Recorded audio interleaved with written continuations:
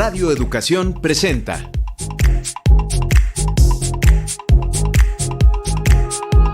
Datos y hechos, información y análisis confiables.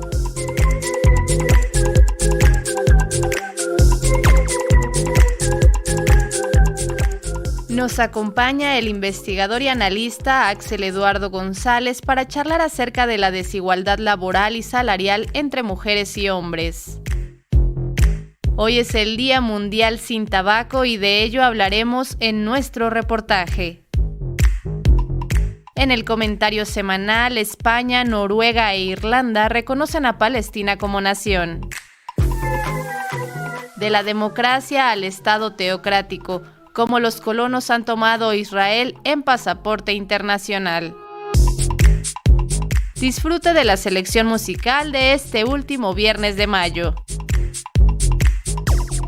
Les saluda Alma Lilia Martínez y a nombre de todo el equipo de producción le doy la más cordial de las bienvenidas.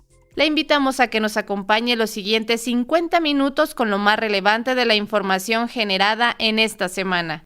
Usted puede ponerse en contacto con nosotros a través de un mensaje por WhatsApp al número 5512 33 29 15 o llame al 55 41 55 10 60.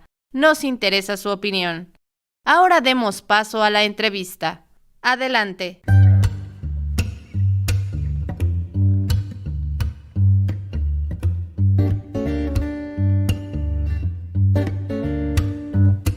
Vislumbres y versiones con Víctor Bárcenas y Axel Eduardo González.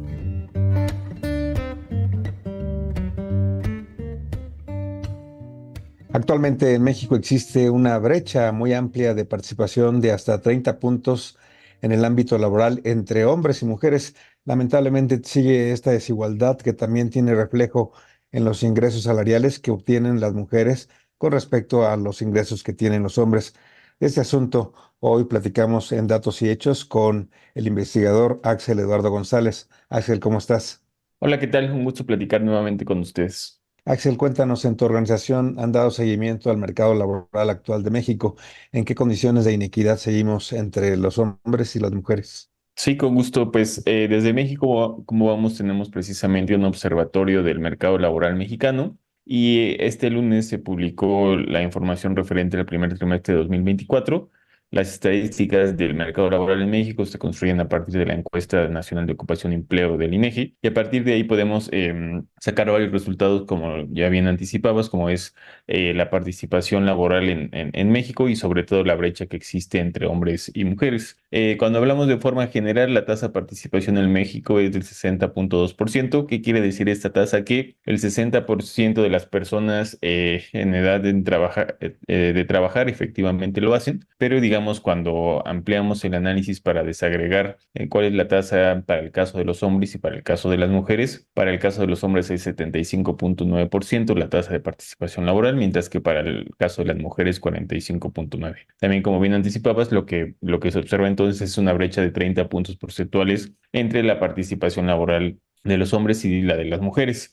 Nosotros hacemos una construcción a lo largo del tiempo sobre cuál ha sido esta brecha, digamos desde que tenemos datos en 2005 y vemos que la reducción de esta brecha ha sido muy lenta a través del tiempo. Alrededor de 2005 la brecha se encontraba alrededor de 37, 38 puntos porcentuales y se ha venido reduciendo hasta ahora con los datos de 2024 a esta brecha que platicábamos de 30 puntos. Entonces sí hay una reducción, pero la situación aquí es que la reducción es muy paulatina y muy lenta y digamos también cuando comparamos a México con otras economías de la región, México se encuentra por ejemplo entre los países con menor participación laboral femenina en el continente americano. Entonces ahí es uno de los temas pendientes precisamente en el mercado laboral. Desde México, ¿cómo vamos? Lo enunciamos como una falla estructural del mercado laboral, la baja participación laboral de las mujeres, en conjunto con también la prevalencia de la informalidad laboral en el mercado laboral mexicano.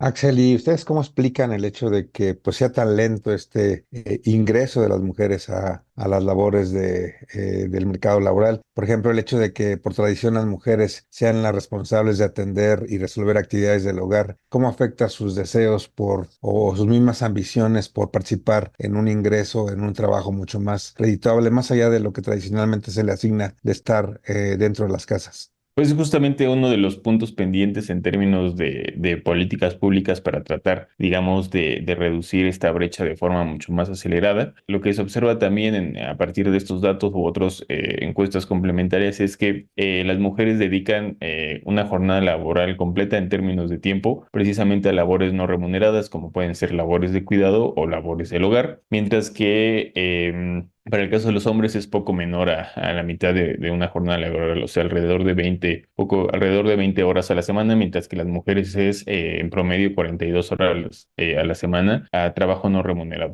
Esta mayor presencia o uso del tiempo de las mujeres en estas labores, pues se convierte entonces en una barrera para incorporarse al mercado laboral, que donde se necesitan jornadas laborales establecidas, precisamente y sobre todo rígidas, y entonces como consecuencia vemos, digamos, la prevalencia de esta brecha en términos de participación laboral entre hombres y mujeres, lo que digamos a su vez también tiene como consecuencia que las brechas en términos de ingresos también permanezcan, digamos, a lo largo del tiempo entre, digamos, los ingresos promedio que se observan en los hombres y las mujeres, tanto, digamos, en la parte general como cuando nos echamos la lupa para ver cuáles son los ingresos promedio para el caso del trabajo formal y del trabajo informal de las personas. El Sistema Nacional de Cuidados tendría que atender esta realidad en caso de que progrese esta normativa en el Congreso que está por definirse en los próximos meses y con una nueva legislatura. ¿Tú crees que afectará o tendrá que tomar en cuenta esta inequidad que tiene esta atención, que las mujeres se centran solamente en los cuidados y en el caso de los hombres pues no necesariamente lo hacen, ¿no?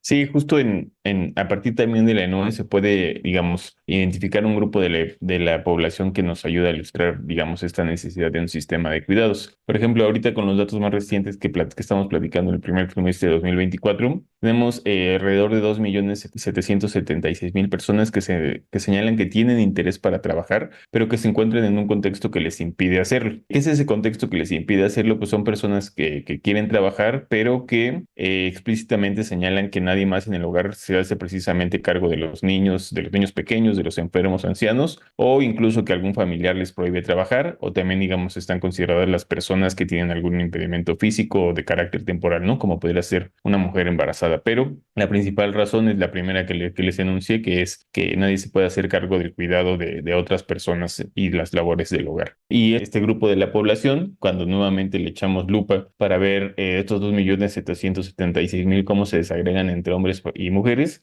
solo encontramos 463.000 hombres, mientras que el resto, 2.312.000 personas, son mujeres. Entonces vemos una sobrerepresentación de las mujeres en este grupo, 5 veces más que el caso de los hombres, que tienen precisamente interés de trabajar. Entonces serían personas que se integrarían justamente al mercado laboral y entonces esta tasa de participación laboral femenina incrementaría significativamente, pero por estas barreras precisamente que tienen de no poder incorporarse al mercado laboral por la sobrerepresentación que tienen las mujeres en labores de cuidado no remunerados, pues podemos, digamos, es una de las barreras que, digamos, un sistema nacional de cuidados integral que, digamos, que contemple infraestructura de cuidados para los distintos tipos de poblaciones, así como regulaciones laborales complementarias, pues que justamente busquen aminorar esta situación, sobre todo para el caso de las mujeres. Axel Eduardo González, esta situación se da en el mercado formal, digamos, de labores, pero ¿qué ocurre en el mundo informal donde, por ejemplo, vemos que la gente se dedica mucho al comercio, el ambulantaje, donde sí se ve mucho la participación de las mujeres? ¿Tienen manera de ustedes focalizar también la investigación en este ámbito informal? Pues sí, justo en esta, digamos, necesidad de entender el mercado laboral mexicano desde distintas aristas, también, digamos, le echamos a ver cuáles son las diferencias que existen en términos del trabajo informal, de la informalidad laboral, en el caso de los hombres y de las mujeres. Precisamente continuando con esta idea que platicábamos que las mujeres tienen jornadas de trabajo más prolongadas en términos de trabajo no remunerado, pues digamos, una posibilidad de incorporarse al mercado laboral pues es en trabajos informales, que de alguna manera una de sus ventajas es precisamente que son más flexibles o que pueden ser jornadas más reducidas o que las personas pueden tener mayor control precisamente sobre su jornada laboral. Pero digamos, esto nuevamente tiene como consecuencia que existe una brecha aquí también importante entre hombres y mujeres, mientras que el 53.5% de los hombres se encuentran en un trabajo informal, para el caso de las mujeres es el 55.6%. Y digamos, ¿por qué es un problema que las personas estén en un trabajo informal? Primero porque en términos de ingresos, en promedio, nuevamente, un trabajo informal, el ingreso es menor que el caso de un empleo formal, pero digamos también dado cómo está estructurado la seguridad social en nuestro país, pues las personas para tener acceso a la seguridad social y lo que implica en términos de acceso a instituciones públicas de salud, aportaciones para el retiro, etcétera, pues está condicionado a que tengas un empleo formal. Si tú no tienes un empleo formal, no tienes las aportaciones para el retiro o acceso a instituciones de salud como el IMSS, ISSSTE, según corresponda. Entonces, por eso es que es tan importante cerrar digamos, incrementar por un lado la participación laboral femenina, pero digamos que esta incorporación al mercado laboral sea en el sector, digamos, en las ocupaciones formales, que digamos, tanto los mayores ingresos a los que se pueden tener acceso digamos, en dicho mercado, pero también digamos, por lo atado que está la seguridad social en nuestro país a la condición laboral, en este caso, a tener un empleo formal. Axel, Eduardo, y en relación al asunto de las diferencias de los ingresos salariales entre hombres y mujeres, ¿qué tanto ganan más los hombres con respecto a las mujeres, aun cuando en los hechos pues se realice la misma labor en ciertos trabajos? Sí, pues viéndolo de la forma más general, digamos, para ilustrar esta primera idea que platicábamos sobre las diferencias entre un empleo formal y un informal. En un empleo informal el ingreso promedio se encuentra alrededor de 13,000 pesos, mientras que el empleo informal se encuentra alrededor de 7,000 pesos. Esto ambos en mensual, entonces podemos decir que es cerca del doble el ingreso promedio en un empleo formal que lo es para el caso informal. Cuando, digamos, nos vamos a desagregar los ingresos entre hombres y mujeres. El ingreso promedio que se observa para el caso de los hombres es de alrededor de 10,500 pesos, mientras que el de las mujeres alrededor de 8,600 pesos en promedio. Aquí entonces la brecha es que el ingreso de los hombres es 1,22 veces superior para el caso de las mujeres, pero digamos, si nos metemos un poquito más a desagregar, por ejemplo, entre el empleo formal y el informal, vemos que, digamos, la brecha permanece, es decir, tanto en el caso del empleo formal como en el caso del empleo informal, los ingresos promedio de los hombres son superiores para el caso que lo que se observa para el caso de las mujeres, independientemente de que tengan un empleo formal o tengan un empleo informal. Tras estos hallazgos de su estudio, ¿ustedes tienen algún tipo de recomendaciones de impulsar políticas públicas para tratar de pues equilibrar un poco más esta desigualdad que aún se enfrenta entre hombres y mujeres en el ámbito laboral?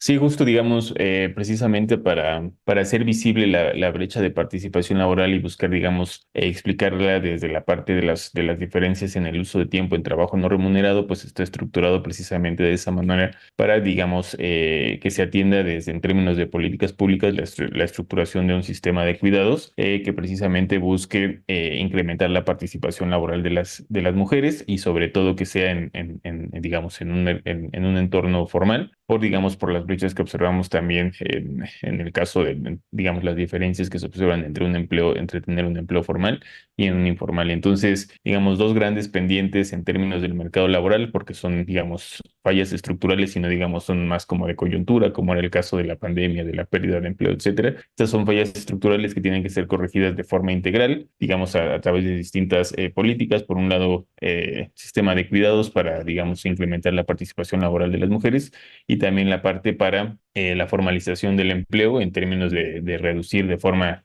ahí sí más generalizada, tanto para el caso de los hombres como las mujeres, el porcentaje de la población ocupada que se encuentra en un empleo informal.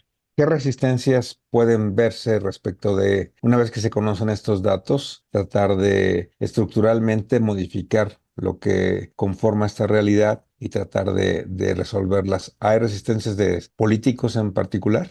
Pues no lo diría como resistencias como tal, pero más bien como ausencia, digamos, del sentido en términos del uso presupuestario de los recursos públicos. Por ejemplo, para estructurar un sistema de cuidados, pues se necesita una inversión significativa en términos de infraestructura social, precisamente en términos de cuidados, ¿no? Estancias y centros de cuidado para menores y para adultos mayores, y así consecuentemente, por ejemplo, para el caso de la informalidad laboral, pues ahí también implica, por ejemplo, términos de supervisión y regulación en entornos de trabajo que se encuentran en el sector formal de la economía, pero realizan, digamos, un pago informal, una relación informal para algunos trabajadores, ¿no? Entonces ahí entra justo la parte de regulación y de supervisión. y pues digamos este tipo de políticas y medidas pues están atadas a la suficiencia presupuestaria que se determine. Entonces digamos más que una resistencia como específica o ideológica, más bien sería una cuestión de establecer prioridades en términos presupuestales para que estos programas puedan echarse a andar. Simplemente el sistema de cuidados se ha quedado atorado en el legislativo y digamos, incluso cuando digamos no estuviera atorado en términos legislativos, después vendría la parte importante en términos presupuestales cuando estaríamos destinando para poder construirlo. Así es. Finalmente, Axel Eduardo González, te preguntamos dónde pueden consultar quienes estén interesados en este estudio que se realiza en materia de desigualdad salarial entre hombres y mujeres. Claro, con mucho gusto en nuestra página podrán encontrarlo, mexicocomovamos.mx, ahí podrán encontrar la publicación de ese Observatorio Mercado Laboral, primer trimestre de 2024, y además en nuestras redes sociales estaremos posteando algunos de estos resultados que son relevantes en Twitter, en Facebook, en Instagram, nos pueden seguir y enterarse sobre estos y otros temas relacionados. Perfecto. Pues muchísimas gracias por aportarnos esta información, Axel, y suerte en las siguientes investigaciones. No, un gusto nuevamente haber platicado con ustedes.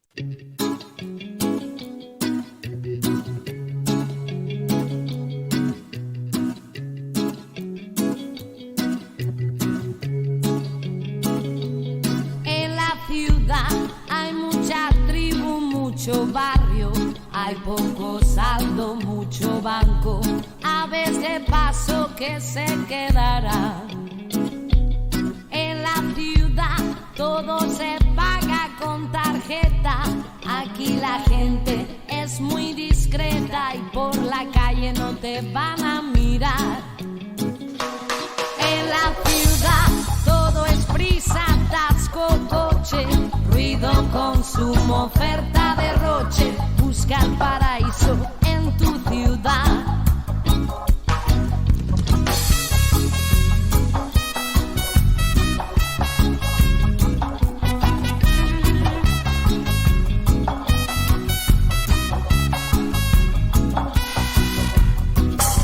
Flores de cemento vi crecer, nada es lo que te parece. Día presión, noche evasión, siempre amanece. En la ciudad, en la ciudad, en la ciudad, en la ciudad. Y dice la trompeta, mira.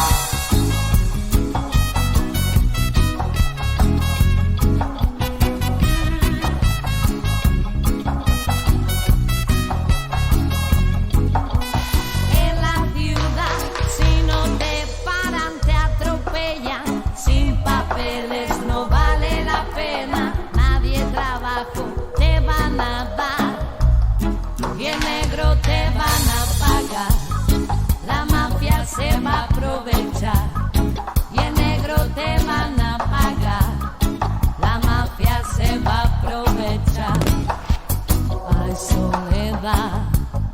No me dejes, soledad, no te vayas, soledad, ay, soledad. La soledad se apodera de la ciudad. Al miedo no hay sistema de seguridad. Templos de dinero y barrios de cartón. Busca las raíces y sueña que será mejor. En la ciudad, en la ciudad, en la ciudad, en la ciudad. Y dice la trompeta, sí.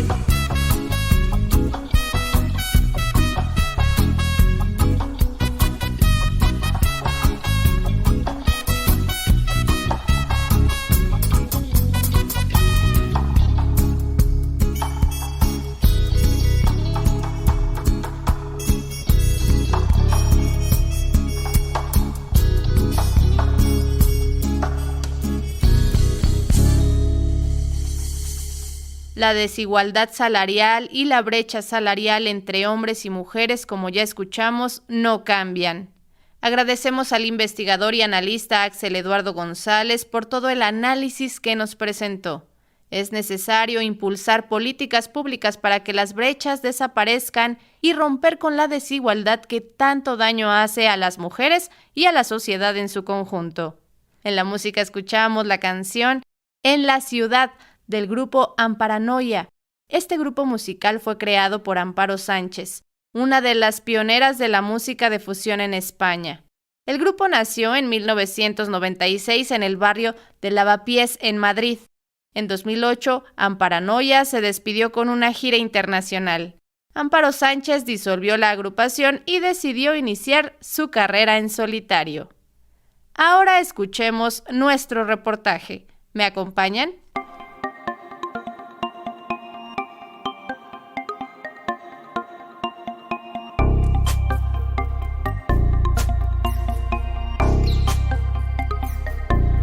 Conexión informativa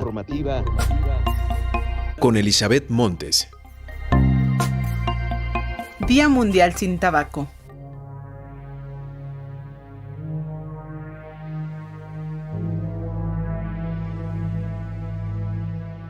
Aun cuando la Organización Mundial de la Salud ha hecho urgentes llamados para que los estados instrumenten políticas públicas contra el consumo de tabaco, hay 1.300 millones de consumidores de ese producto en todo el mundo. El consumo de cigarros mata a alrededor de 8 millones de personas cada año. Comprar, encender y consumir un cigarrillo es una práctica impulsada por las empresas tabacaleras que gastan anualmente más de 8.000 millones de dólares en marketing y publicidad.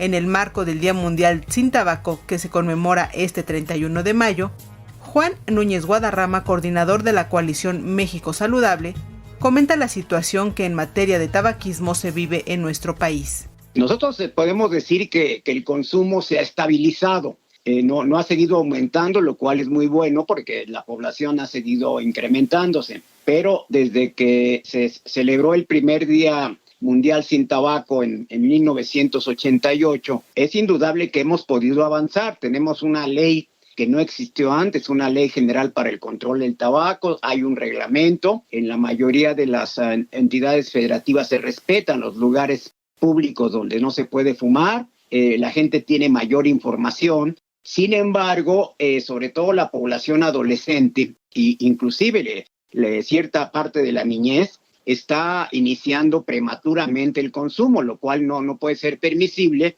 porque recordemos que desde hace añísimos que vender tabaco a menores de 18 años ha estado prohibido. Entonces quiere decir que hay una permisividad social, no solo de quienes venden tabaco, sino de las personas que conviven con los niños, porque el tabaco es muy escandaloso, huele en la ropa, se detecta muy fácilmente.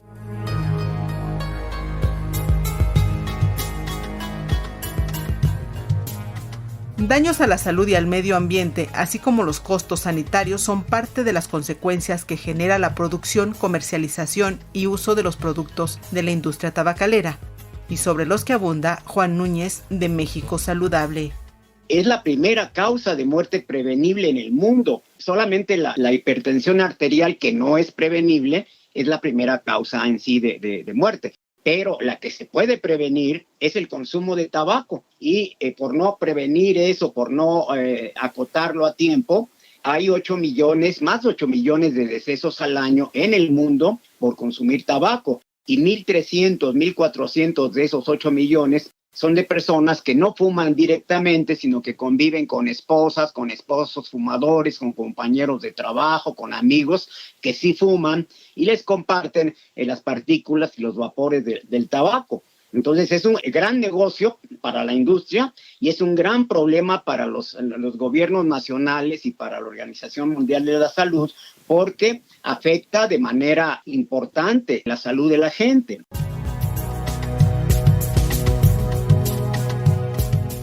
Proteger a la niñez de la interferencia de la industria tabacalera es la meta del Día Mundial sin Tabaco 2024, una acción que demanda que esa industria cese de dirigirse a este grupo con productos nocivos para su salud, es decir, no solo cigarros con tabaco, sino cigarrillos electrónicos. México ya ha dado pasos hacia adelante en esa protección.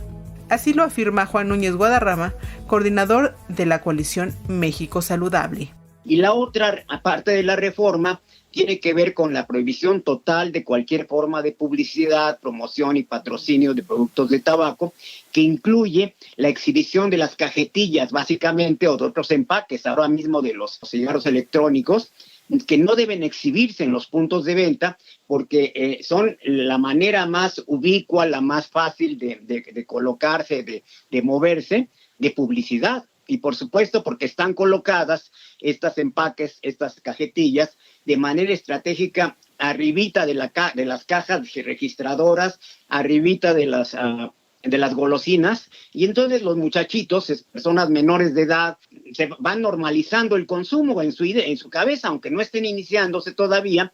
Bueno, si se vende ahí, igual que la leche y que los huevos y que cualquier otra cosa y los refrescos, pues es normal que se consuma tabaco y el muchachito, la chica van a pensar que es algo normal y que lo van a hacer ya que tengan un poco más de edad, si no es que son osados y empiezan a probar tempranamente. Juan Núñez Guadarrama de México Saludable también hace un reconocimiento al actual sexenio por las acciones contundentes que emprendió para combatir el consumo de tabaco y favorecer el derecho a la salud de la población mexicana. Pero en lo que se refiere al control del tabaco, como nunca se llegó a avanzar en medidas muy concretas para inhibir el consumo, la disponibilidad de estos productos. Hubo 3 decretos presidenciales. El primero de ellos prohibía la importación y la exportación de nuevos productos que liberan nicotina, o sea, los famosos cigarros electrónicos, ¿sí? O que calientan tabaco, que en México se circulan con una marca de Philip Morris que se llama IQOS.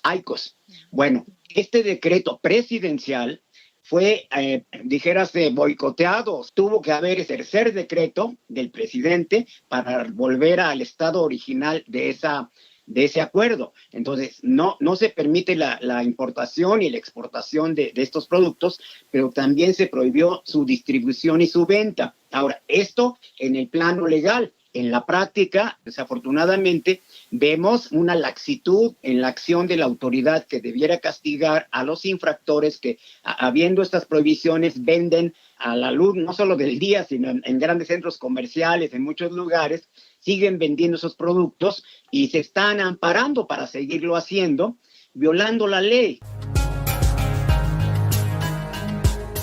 Gracias por tu escucha. Nos reencontramos el próximo viernes con otro tema de interés, aquí, en Datos y Hechos.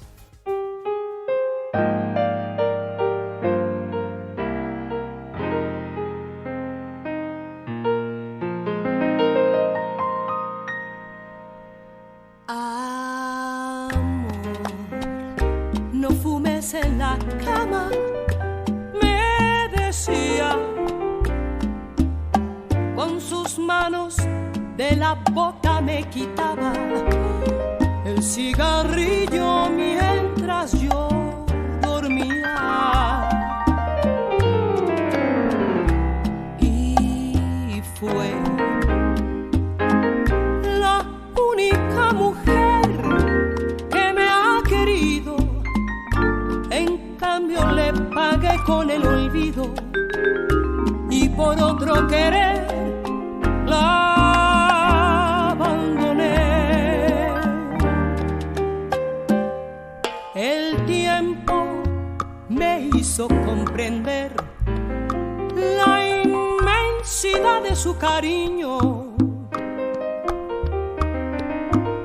Vencido y fracasado regresé a buscar su ternura como un niño.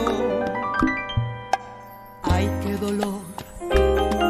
Unos vecinos me contaron la verdad, que el abandono y la tristeza la enfermó, y con mi nombre entre sus labios se murió. Hoy, al contemplar aquel cuartito de los dos,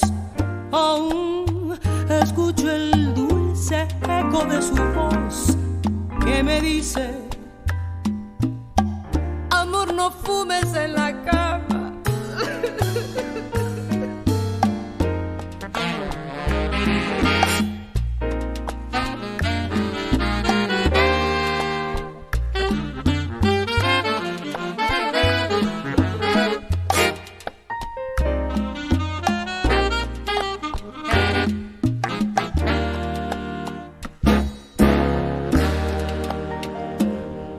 El tiempo me hizo comprender la inmensidad de su cariño. Vencido y fracasado regresé a buscar su ternura como un niño. Ay, qué dolor. Unos vecinos me contaron la verdad, que el abandono y la tristeza la enfermó, y con mi nombre entre sus labios se murió.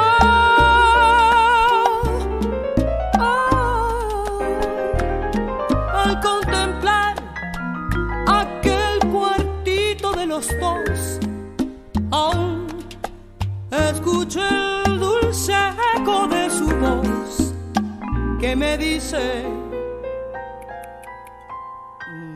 protejamos a nuestra niñez, adolescencias y nuestra salud.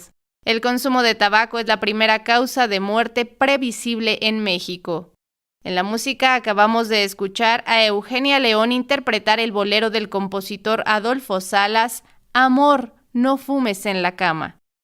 Usted escucha en Radio Educación el programa Datos y Hechos, información y análisis confiables. Puede comunicarse con el equipo de producción a través de un mensaje de WhatsApp al número 55 12 33 29 15 o marque el 55 41 55 10 60. Está lista nuestra siguiente sección. Escuchemos. Libre Expresión con Víctor Bárcenas. España, Noruega e Irlanda reconocen a Palestina como nación.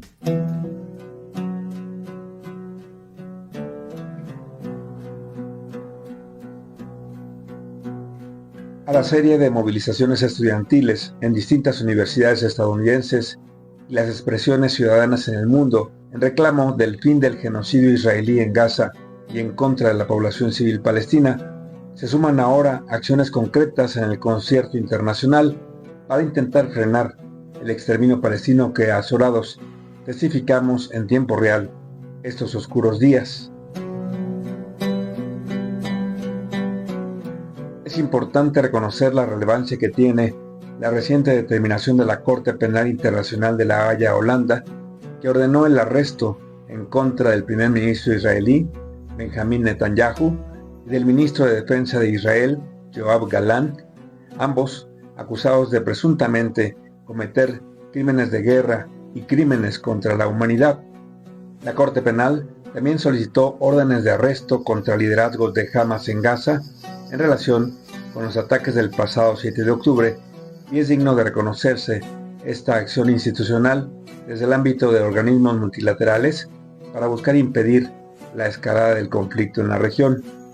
Aunque algunas voces han manifestado escepticismo respecto del alcance de esta medida, toda vez que Israel no reconoce las resoluciones de la Corte Penal Internacional, lo que es un hecho es que esta acción sin duda restringirá fuertemente la libertad de movimiento internacional del primer ministro israelí, Benjamín Netanyahu, y los demás acusados, ya que los 124 países que sí reconocen a la Corte Penal Internacional están obligados a arrestar a las personas buscadas si entran en su territorio y llevarles ante los tribunales de La Haya.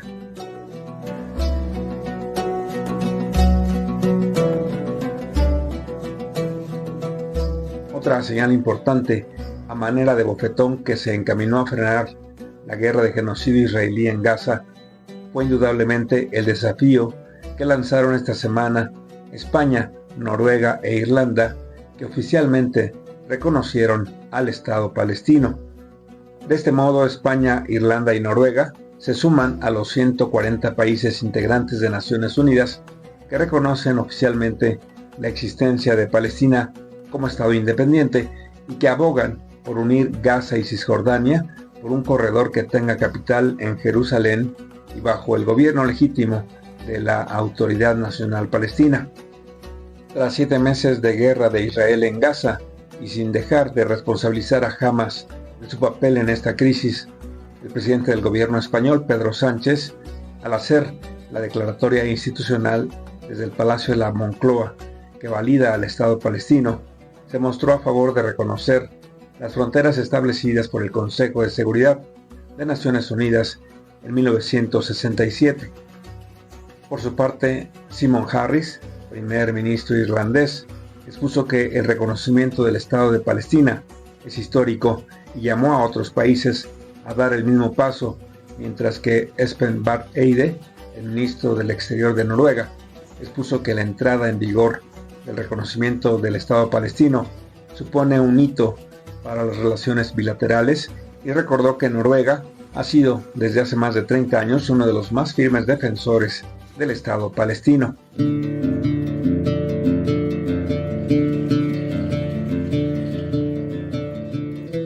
Esta presión internacional contra el gobierno del primer ministro de Israel, Benjamín Netanyahu, a fin de frenar la guerra de genocidio en Gaza, ha encontrado una respuesta negativa de Tel Aviv, quien ha reaccionado con furia y acusa que al reconocer al Estado de Palestina, dichas naciones se convierten en cómplices del asesinato del pueblo judío y de los crímenes de guerra.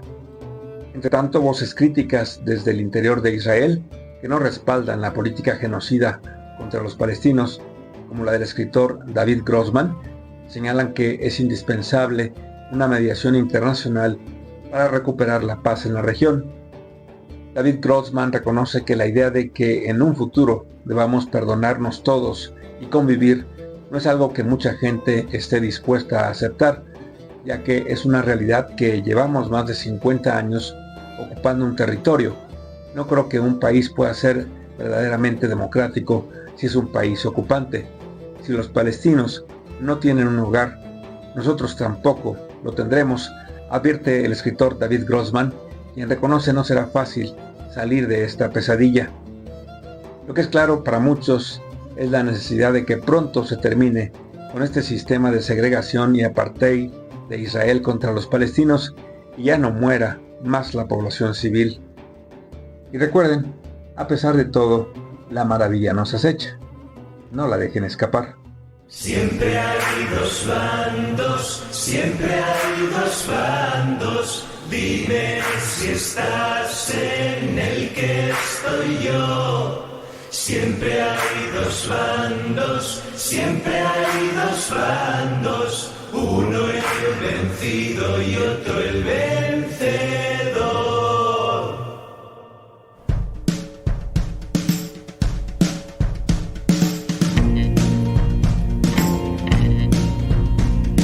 Siempre hay dos bandos y ahora tienes que elegir. No digas eso de que entre el blanco y el negro hay más de un gris. Pues solo hay dos bandos y ahora tienes que escoger. Para que uno gane el otro ha de perder. Desobedecer, un acto de fe, levantar la voz y acabar gritando. Tenemos la razón, puedes creerlo o no, pero esta es mi única canción real de amor.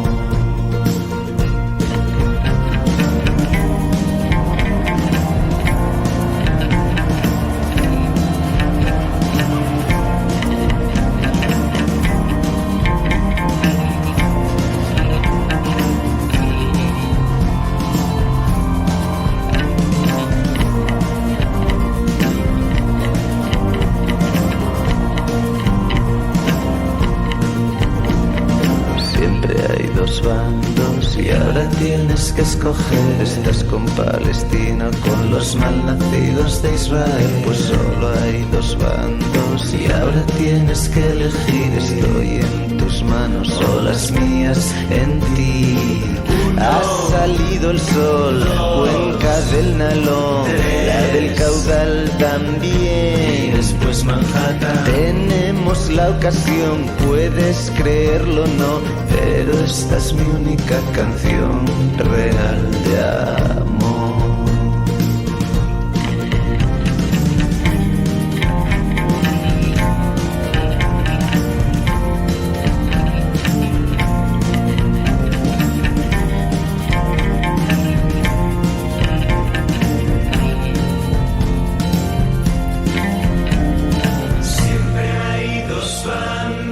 Siempre hay dos bandos, dime si estás en el que estoy yo.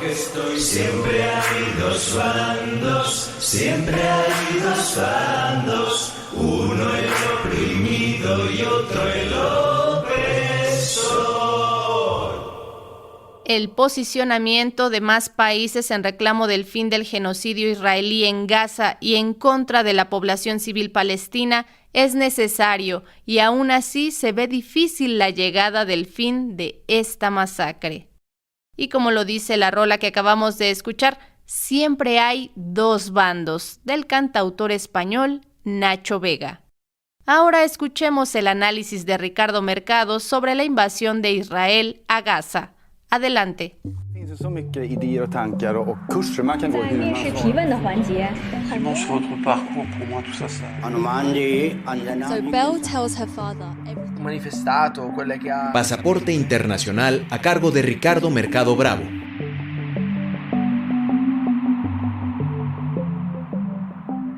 De la democracia al Estado teocrático, cómo los colonos se han apoderado de Israel.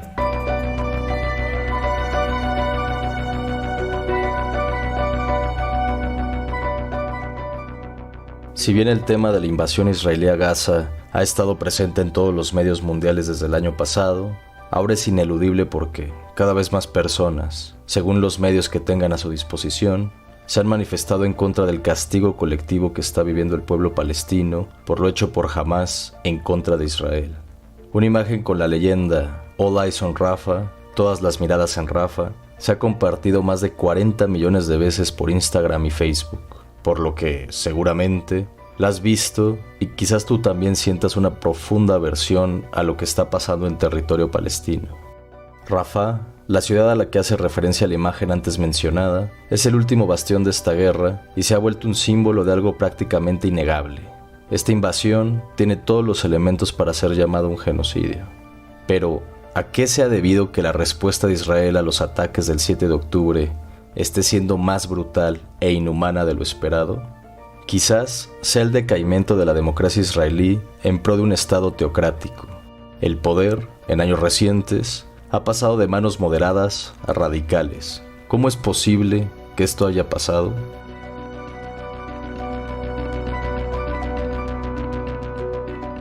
Ronen Bergman y Mark Massetti, periodistas del New York Times, se dedicaron durante más de un año a investigar el que quizás sea el mejor reportaje que se ha publicado sobre el cambio de poder en Israel en lo que va del conflicto bélico en Medio Oriente. En Los Impunes, cómo los extremistas tomaron Israel, los dos periodistas analizaron miles de documentos, cientos de videos y realizaron más de 100 entrevistas a personas que han estado involucradas en distintos órdenes del gobierno de Israel en los últimos 40 años. A lo largo de esta exhaustiva investigación, Bergman y Massetti han encontrado 4 factores que han facilitado el cambio de poder en la nación. Primero, los colonos que quieren un Estado teocrático se han ido apropiando de cada vez más puestos en el Knesset, el Parlamento de Israel. Segundo, la violencia de los colonos ha sido protegida e instigada durante décadas, ya sea de manera deliberada o por presiones de grandes grupos de poder.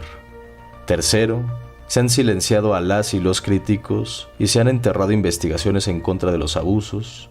Y, cuarto, la construcción de asentamientos ilegales está más descontrolada que nunca. Todo esto ha azuzado el fuego que hoy se extiende por toda Gaza.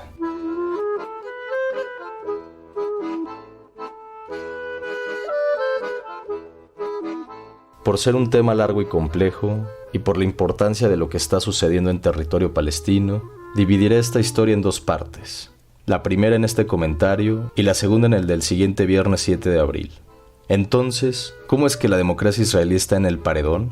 Para Israel, todo empezó con la Guerra de los 6 días, un conflicto relámpago que lo enfrentó contra las Fuerzas Armadas de Egipto, Jordania y Siria, y que le permitió a Israel adueñarse del doble del terreno que controlaba antes de 1967.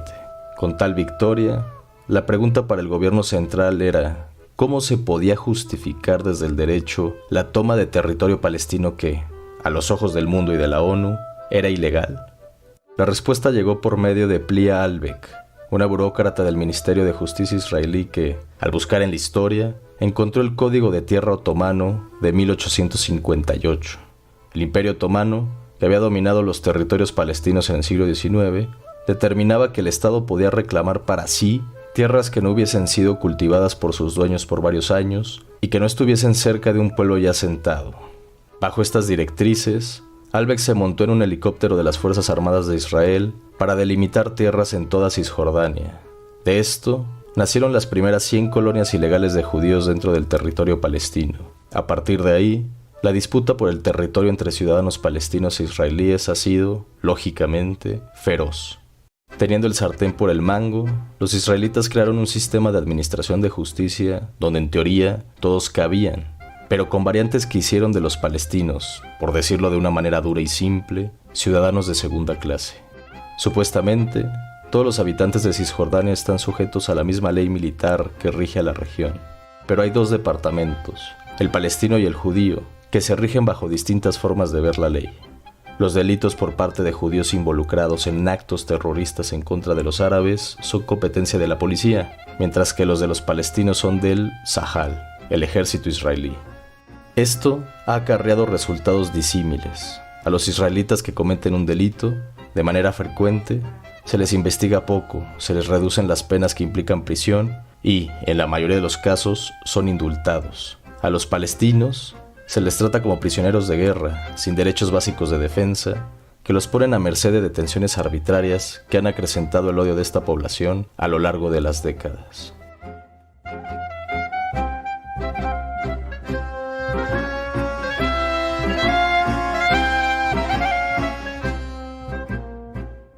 Con ello, puesto en contexto el problema de dos sociedades tratadas de distinta forma, de cientos de asentamientos ilegales en los que ya han crecido generaciones enteras, el siguiente programa podemos profundizar en cómo los hijos de los colones crecidos bajo esta situación en constante tensión han llegado al poder y con ello están arrasando a la única democracia que quedaba en Medio Oriente.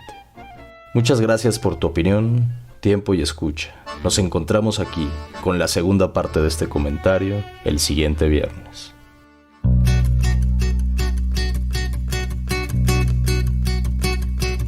A veces pienso que me hace feliz mirar para arriba y no pensar en nada y respirar profundo, como si esta tierra no estuviera contaminada.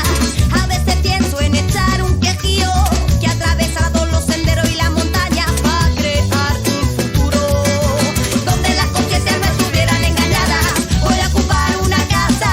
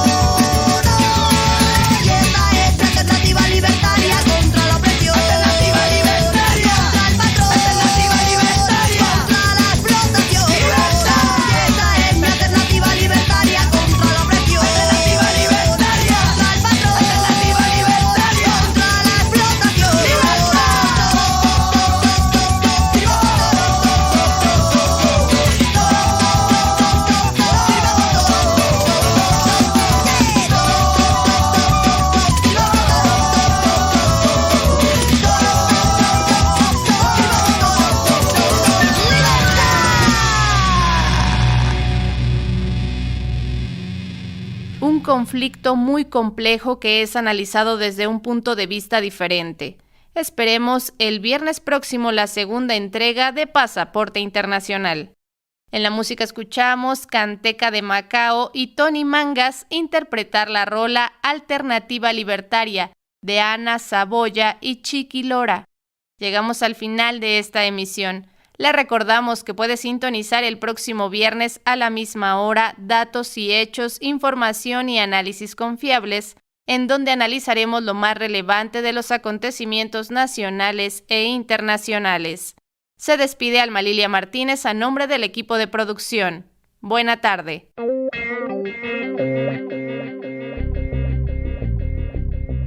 Esto fue Datos y Hechos, Información y Análisis Confiables.